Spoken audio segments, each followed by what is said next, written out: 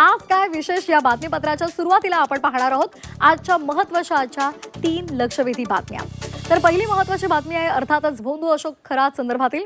खरातच्या हवाला रॅकेट संदर्भात त्याचा मुलगा मोठा पुरावा बनलेला आहे। खरातचा मुलगा हर्षवर्धन यांना चौकशीचा तपशील झी 24 तासच्या हाती लागलेला आहे आणि खरातसाठी ही एक मोठी अडचण आहे, कारण खरात खूप मोठी रक्कम त्याच्या घरामध्ये यायची, मात्र हे सर्व आपल्या वडिलांना माहिती असल्याचं सुद्धा त्यानं सांगितलेलं आहे। त्यामुळे या संदर्भातली अधिकची माहिती आपण जाणून घेणार आहोत। तर दुसरी मोठी बातमी आहे राष्ट्रवादी काँग्रेस संदर्भातील। राष्ट्रवादी काँग्रेसमध्ये सर्व काही आलबेल आहे का, असा प्रश्न आता अनेकांना पडलेला आहे।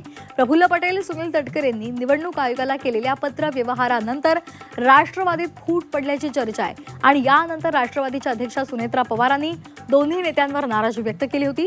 त्यामुळेच की काय सुनेत्रा पवार यांच्या दिल्ली दौऱ्यादरम्यान प्रफुल्ल पटेल आणि सुनील तटकरेंनी उपस्थित राहणं टाळल्याचं बोललं जाते।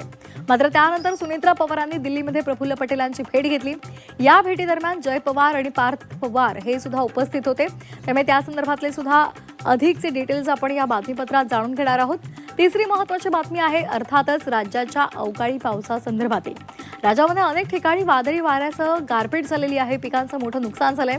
पुण्यामध्ये 2 तास पाऊस झाला आणि कशा पद्धतीचं चित्र होतं ते सुद्धा आपण पाहिलेलं आहे।